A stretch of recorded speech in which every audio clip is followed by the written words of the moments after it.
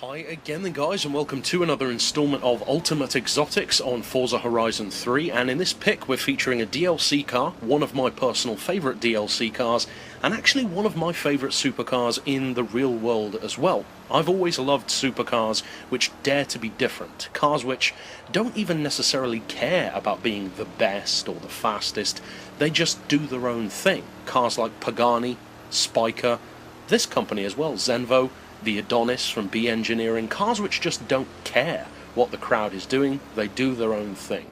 This car really does do that, to the point where even though it has a huge amount of power and torque, it doesn't necessarily even bother trying to have the performance which most companies would be.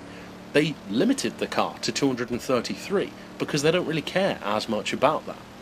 Now with that being said, the car has huge potential, but to find out what kind of potential it has, let's break it down into our 5 categories. First of all, as always, we have the handling. And for the handling on the Zenvo, perhaps surprisingly, I'm going to give it a 4, because it's actually a lot better than you would probably expect the car to be, given it's got well over 1,000 foot-pounds of torque, well over 1,000 horsepower, but it handles itself extremely well for a car with that kind of spec.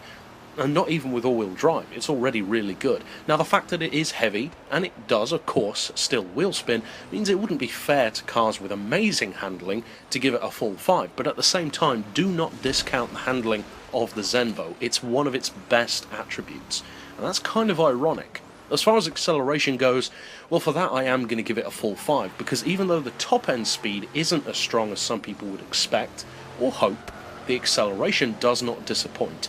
Even stock, it can easily dispatch cars like the Veneno with no trouble whatsoever. And when you tune it, of course, it just gets even better. It's one of the most powerful cars in the game. It's got almost the torque of a Veyron Supersport. You've got a huge spec to be working with. As far as top end speed though, well, that one is going to be a bit lower. I'm giving that one a 3, because stock you're looking at a similar kind of speed to real life, and even fully tuned with around 1300 horsepower, you're still only looking at 250 miles per hour, which only 250, of course that's not slow, but compared to many of the other cars in the game, that is slower. And it has to be said that for a car with that kind of power, it's not quite as quick as many people would want it to be, and again, it wouldn't be fair to score it alongside cars which do perform outstandingly well. As far as value for money goes, I'm going to give it a 4, because as I've often said, it's very difficult for me to give a full 5 to a car which you have to pay real money for, but at the same time this is a good all-round supercar, just not necessarily for the things that you probably expect it to be good at. Don't use it as a drag car, use it as a track car, and it's surprisingly good at that, ironically. So overall, I'm going to give it a 4 for value. And finally, for the usability which the car has, which we kind of touched on already, I'm going to give it another 4, because it is very usable in both the S2 and S2 class, because yeah, it doesn't exactly have a wide range of potential, but in that class, it's very good.